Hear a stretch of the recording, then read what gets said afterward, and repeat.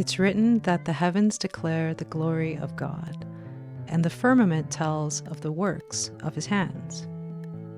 One of the biggest and brightest things that Father created in the heavens is pictured in today's letter, Quph. The letter Quph in the original Hebrew alphabet was a picture of the sun at the horizon. And the same way that the sun breaks forth and rises from the horizon each morning, the letter Quph is used in Hebrew words to mean things like break forth and rise. Right about now, I think we could all use a little bit of sunshine. So let's get started with a psalm that King David wrote. In this psalm, he gives us a brilliant picture of Father's light.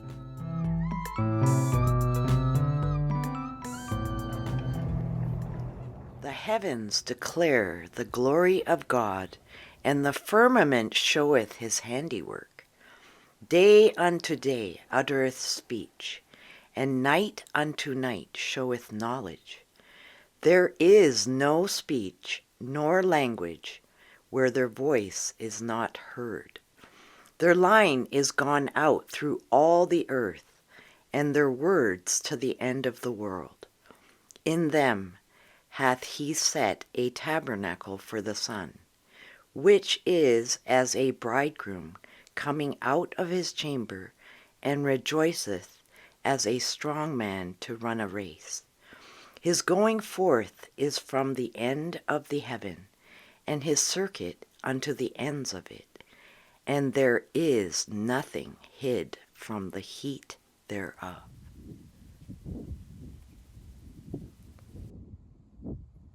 So in that psalm that you just read for us, David describes the sun. He says it's like a bridegroom coming out of a chamber. Right, yeah.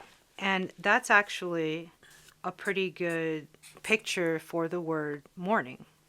Okay. So the word morning is boqer. Boqer. It's beit, Quph, resh.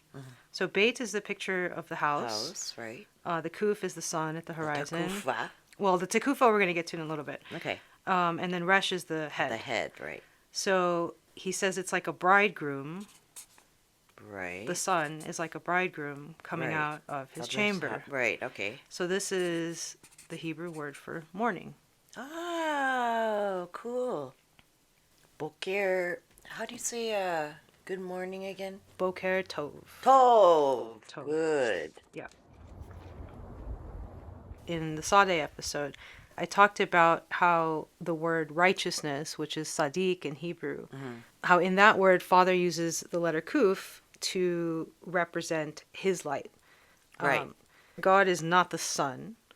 The sun is something he created, but he does use the sun to help us understand what he's like. Right, exactly. Yeah, because we can't imagine what his light actually is. Right. But we could relate to the sun. We can relate to the sun. So, yeah. So even YASHUA calls himself the bright morning star. Right. And we can see him use the symbol of Quph to put himself in a word for us to understand something.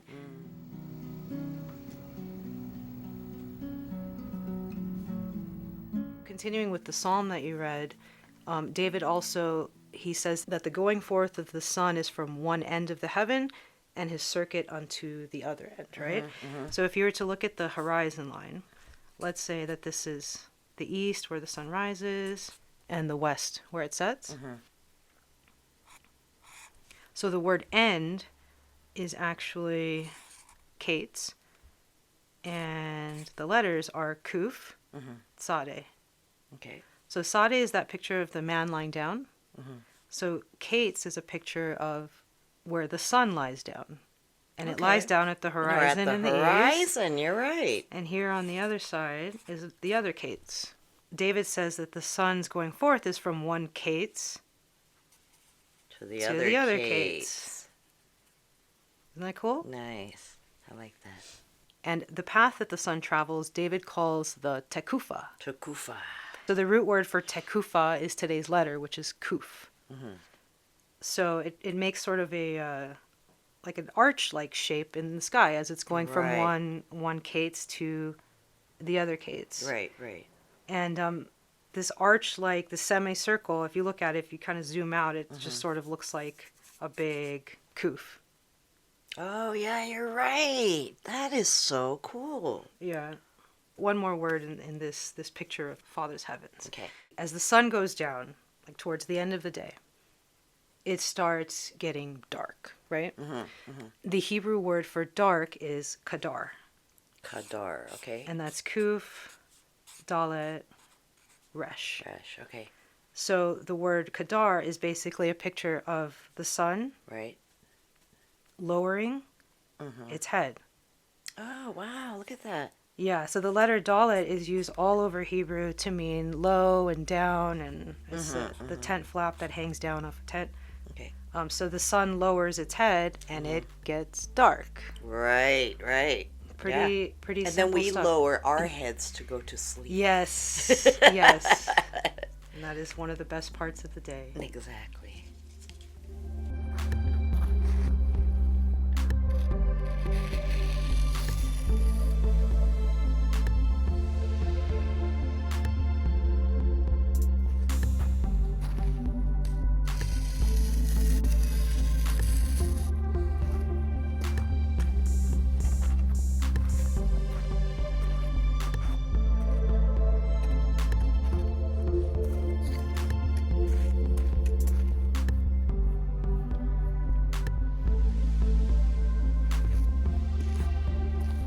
By the time the Phoenicians borrowed the ancient Hebrew alphabet and spread it around the Western world, the letter Quph had been turned on its side. The Greeks called it Kappa, and they came to see the letter as unnecessary, since it makes the same k sound in words as the letter Kaf, which they called Kappa. Before Kappa became Greek history, the Greeks passed it on to the Etruscans in ancient Italy, where eventually Kappa, aka Quph, became our Latin letter Q.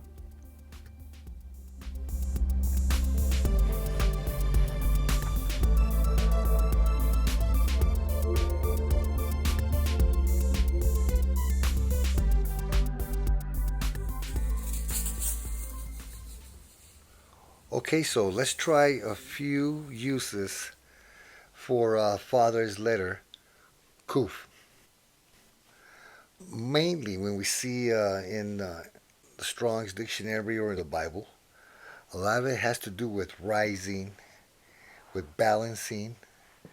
Let's give a little example here of the trajectory of the sun. We had just gone over how it looks like the horizon The Tequphah. and the Quph. So you got the Tav, very strong. The Quph, the balance in the middle, because it's also for balance and establishing. And then the Pei, which is where it falls into, the entrance. And then the He, established for all time, for Father. So Ta, Ku, Fa.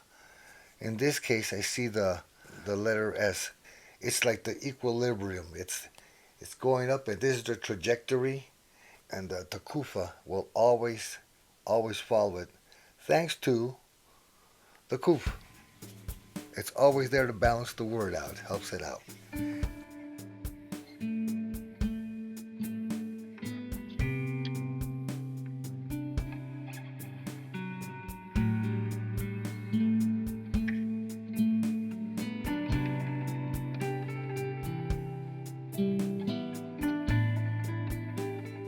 So let's take a look at the word Qum with the letter Quph in it.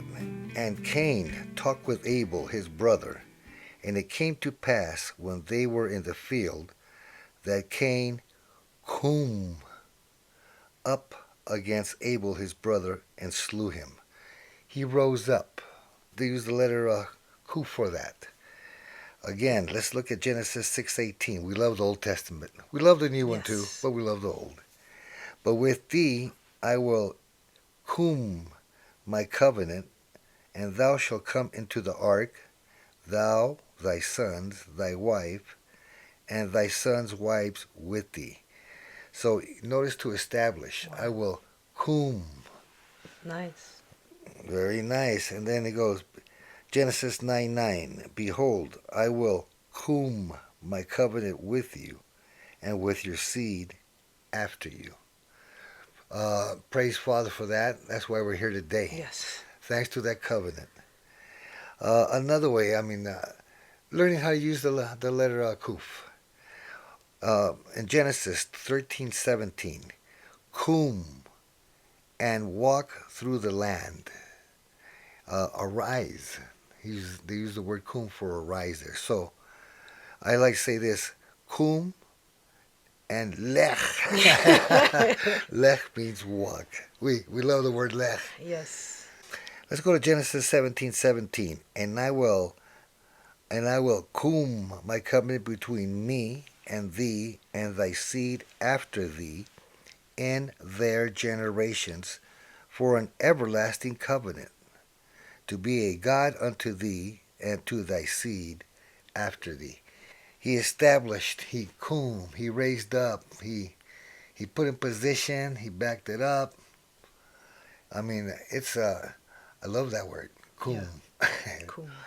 It's a start, it's an establishment, it equalizes, it sets in place, it stays there once it's Quph. He says, I will Quph, that's the covenant he made forever. Yeah. So, let's try another one, Genesis 17:21.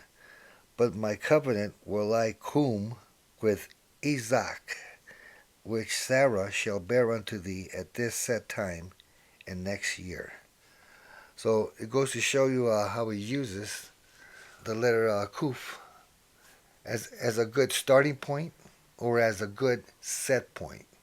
It's used as a starting point in boqer, in the starting of the day, but in midday, when you look up, and I love the word Tequphah. Yeah. It's like, there it is. It's midday. It establishes in the middle. Yeah. And at the end, it's a what? It's a Qadar, what do they call it when it ends? Qets. Qets. Yeah. It establishes at the end too. It's like a leveling compass in the beginning, in the middle, and at the end, the Qets. The other use for the word Tequphah is to mean the turning of a year. So at the time when Father has his fall feasts, what we call the fall feasts, Yom Teruah and Yom Kippur and Sukkot, that happens at the Tequphah of the year. Look at that. Yeah. I love the word Tequphah. We go outside and just scream it and point in the air, and people look up. Tequphah! They all look up. What is it? Tequphah! Try it. They all look up. And they ask what it is. We tell them what it means in Hebrew. So, great conversation piece. Tequphah! Well, there you go, folks. That's what I had to say. I love it because it's a letter that helps establish. It helps equilibrium, and it helps it watch from beginning, in the middle. When you use Father's alphabet, helps you establish that it's rising. Yeah. Helps you establish that it's set in the middle in equilibrium, and that it always set where it goes on in its pay. Tequphah. Nice. Always has its entrance or its exit. Doesn't matter. Nice. Those of you who study pay, you'll know what we mean by the opening. It goes right into its open. It comes out its opening and goes into its opening. Yeah, that's very true. Father's alphabet works perfect. Yeah.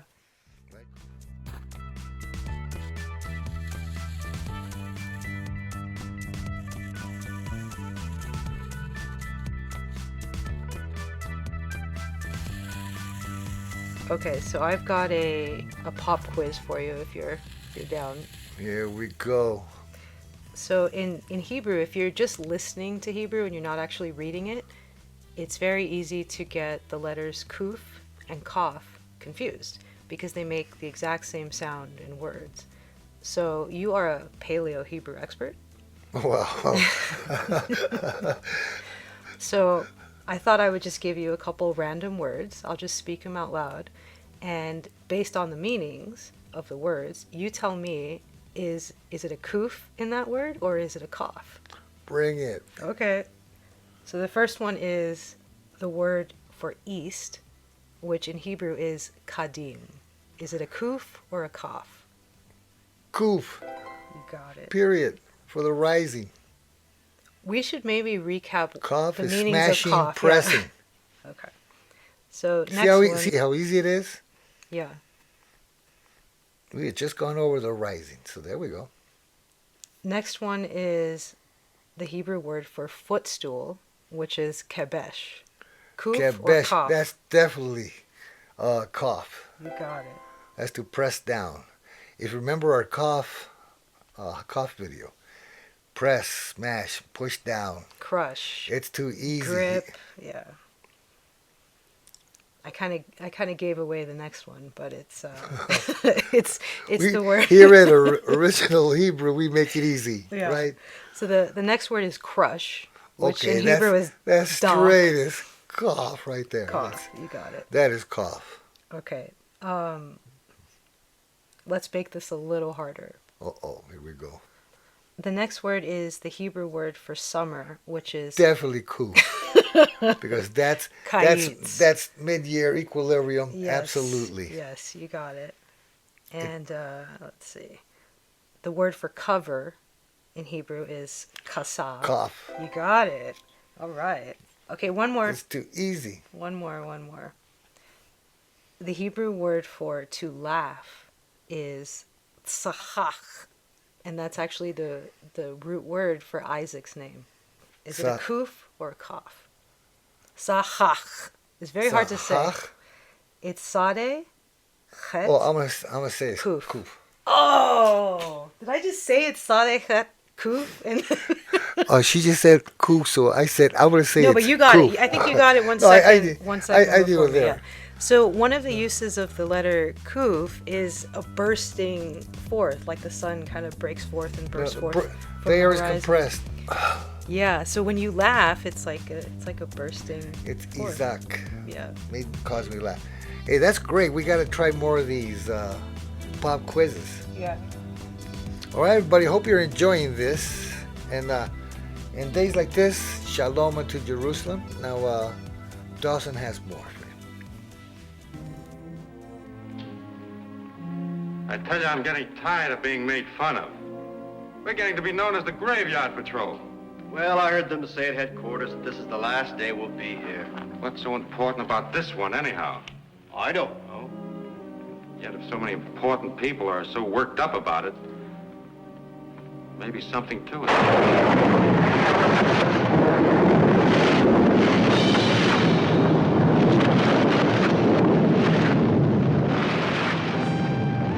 A lot of people ask, where can we find the resurrection in the Old Testament? The answer is in a word that we looked at earlier, kum, which means to rise. If you look at a Hebrew translation of the New Testament, one word that you'll see for the resurrection is tekumat, the rising. The root word here is kum. YASHUA came to do this, so that on the third day he could rise. I'd like to shed a little bit of Father's light on what actually happened on that third day. And in order to do this, I'll need to tell you a story about ancient Israel.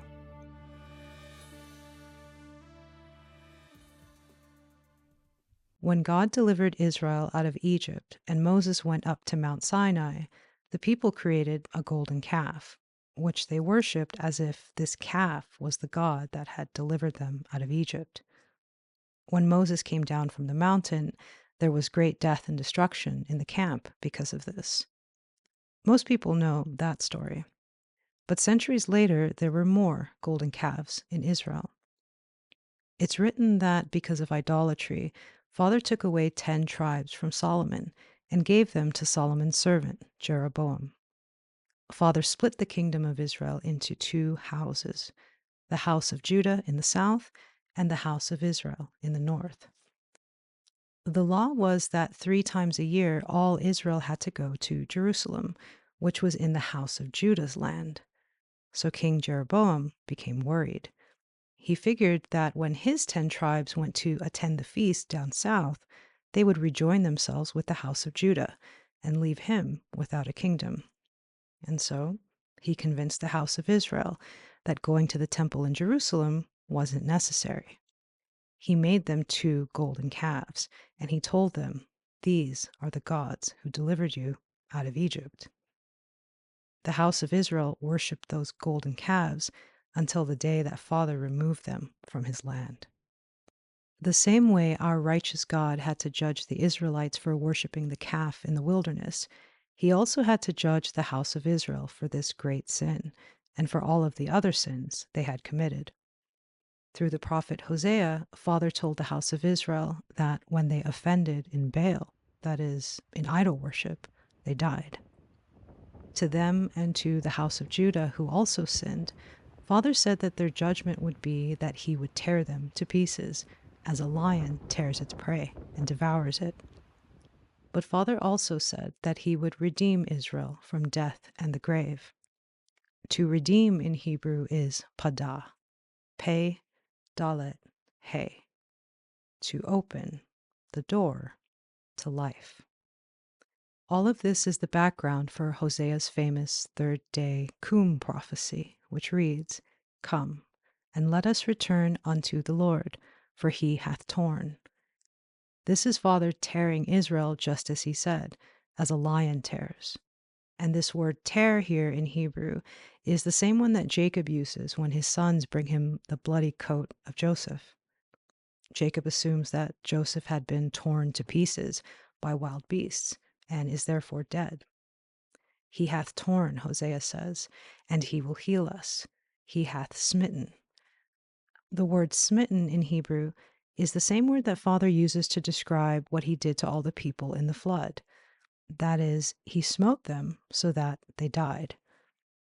The point I'm stressing here is that Hosea is not speaking of some light wound. He is speaking of Israel's death.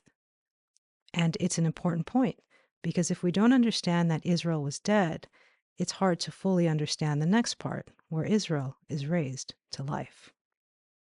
He hath smitten, Hosea says, and he will bind us up. After 2 days will he revive us.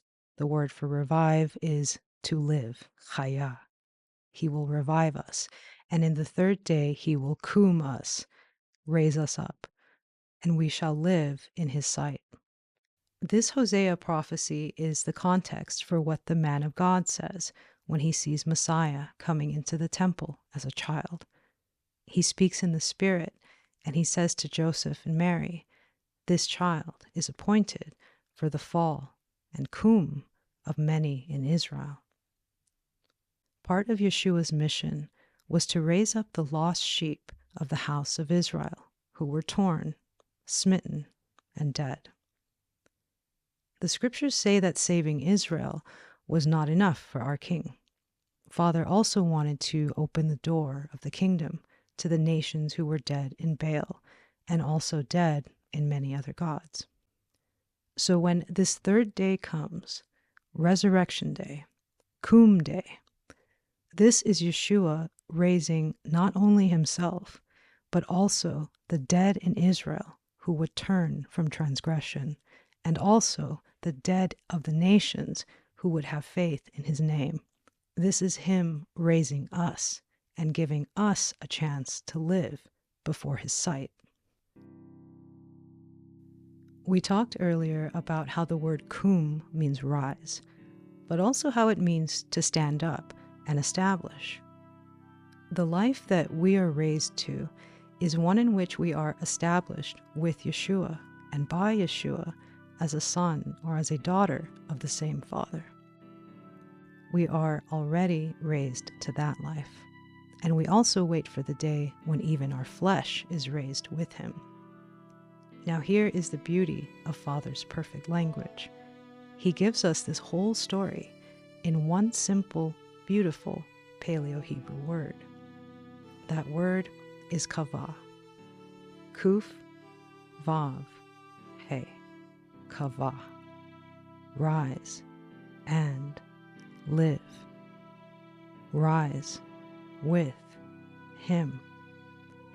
This is what we wait for, and this is the basis of our hope. We rise together with Yeshua. Kavah, to wait, to hope. Tequphah, hope. Mikveh, hope. YASHUA, hope. The veil that was wrapped around his sacred head. Yet I do not understand. He will enlighten us, Peter. Come, we must spread these good tidings quickly. And with that bit of good news, the sun has set on our episode on the Hebrew letter Quph. To those who are our brothers and our sisters in Yeshua HaMashiach, our Messiah, we hope to see you soon. See you guys.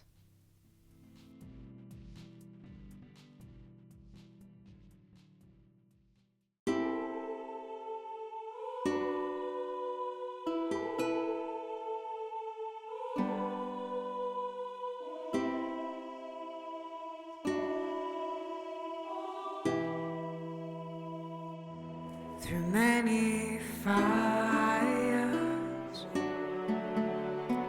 we come before the King of Kings in the land. After ages, and all is done, to sing a song of love to the Lamb who made us new,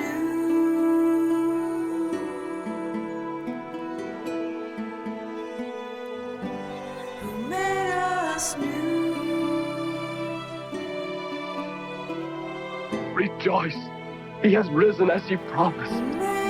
He has risen and I have seen him. The news, the crucified one is come forth from the grave. He is risen.